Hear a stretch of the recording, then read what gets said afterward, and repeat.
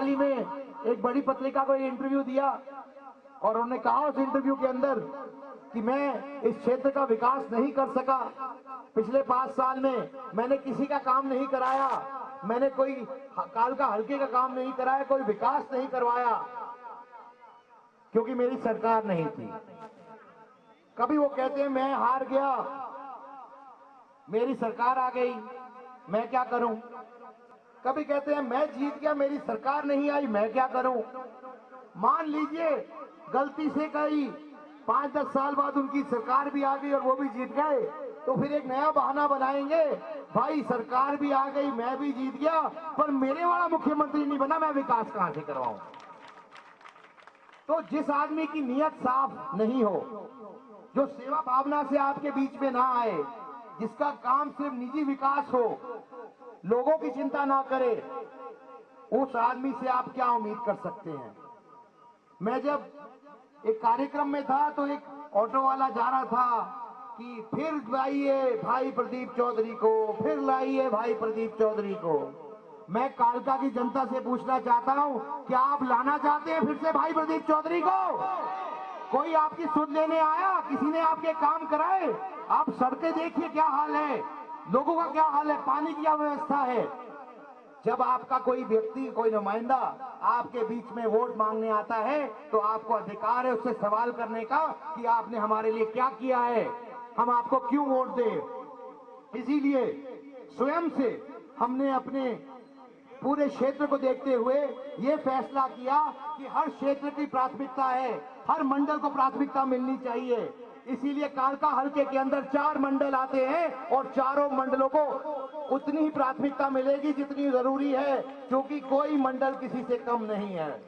और उसी के तहत आज 4 मंडलों के 4 घोषणा पत्र जारी किए जा रहे हैं, जहां उनकी विशेषताएं, उनके कारण को इंगित किया जा रहा है कि क्या क्या चीजें की जाएंगी हर एक मंडल के अंदर।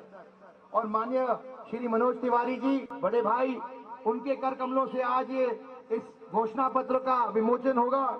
तो मैं आप सबसे ये प्रार्थना करना चाहता हूं, निवेदन करता हूं कि आप समय निकाल के इस घोषणा पत्र को जरूर पढ़िएगा, क्योंकि एक तरीके से हम अपनी रिपोर्ट कार्ड स्वयं से आपके बीच में रख रहे हैं कि हम आपके लिए क्या करने वाले हैं अगले 5 साल में।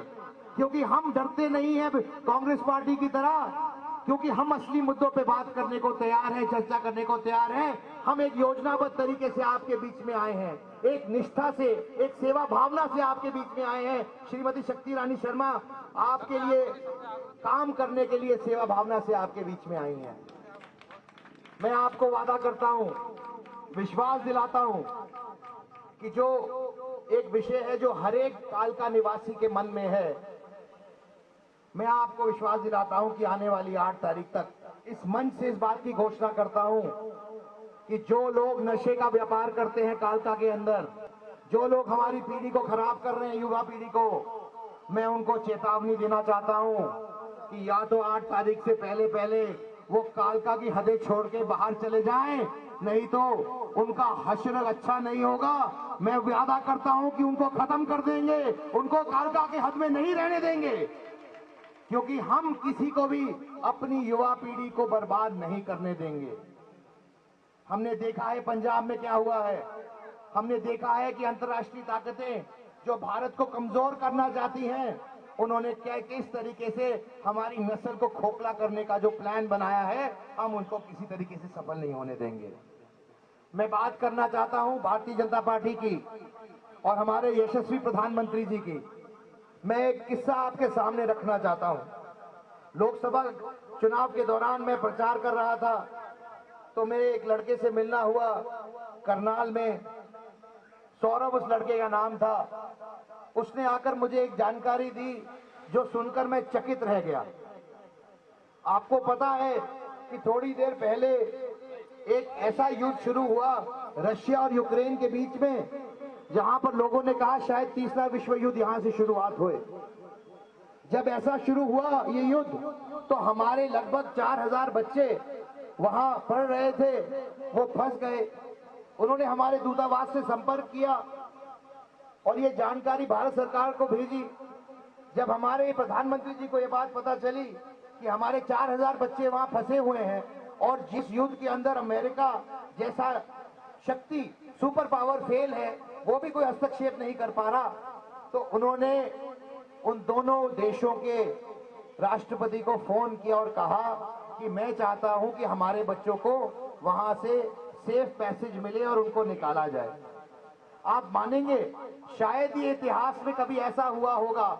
ये भारत की आज ताकत है, ये भारत की आज संज्ञा है कि दोनों देशों से बात करके कुछ घंटे के लिए युद्ध विराम किया गया ताकि भारत के बच्चे वहां से सेफ पैसेज द्वारा निकल सकें। ये संज्ञा है आज भारत की, ये नीले पासपोर्ट की ताकत है आज भारतीय नागरिक की दुनिया में। इतना ही नहीं, जो सौरभ ने मुझे बताया, उसने कहा भैया जो लोग वहां पर पाकिस्तान, श्रीलंका, बांग्लादेश, नेपाल के भी थे, उन्होंने भी तिरंगा ओढ़ लिया और कहा भैया हमें भी ले चलो, हम भी भारत के ही हैं, हमें भी भारत का समझो। तो ये मान इज्जत आज भारत के नागरिकों की हुई है दुनिया में। ये तभी संभव हो पाया है। हम पांचवी सबसे बड़ी अर्थव्यवस्था बने हैं और बहुत ही जल्द तीसरी बड़ी अर्थव्यवस्था बनने वाले हैं। तो ये अगर संभव हो पाया है तो भारतीय जनता पार्टी के कार्यकाल के अंदर और श्री नरेंद्र मोदी जी के कार्यकाल के अंदर संभव हो पाया है।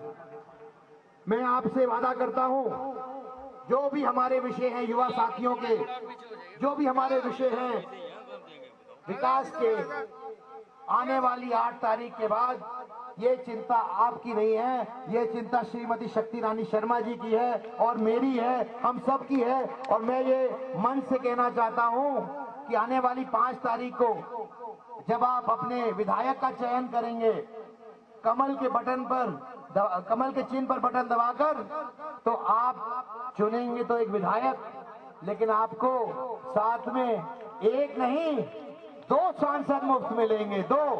और मैं ये बात भाई मनोज तिवारी जी की तरफ से भी बोल रहा हूं कि हम दोनों श्रीमती शक्ति रानी शर्मा जी के आशीर्वाद से और माता कालका के आशीर्वाद से आप लोगों की सेवा करेंगे और कालका हल्के का विकास करेंगे, जैसा विकास कालका हल्के का होना चाहिए।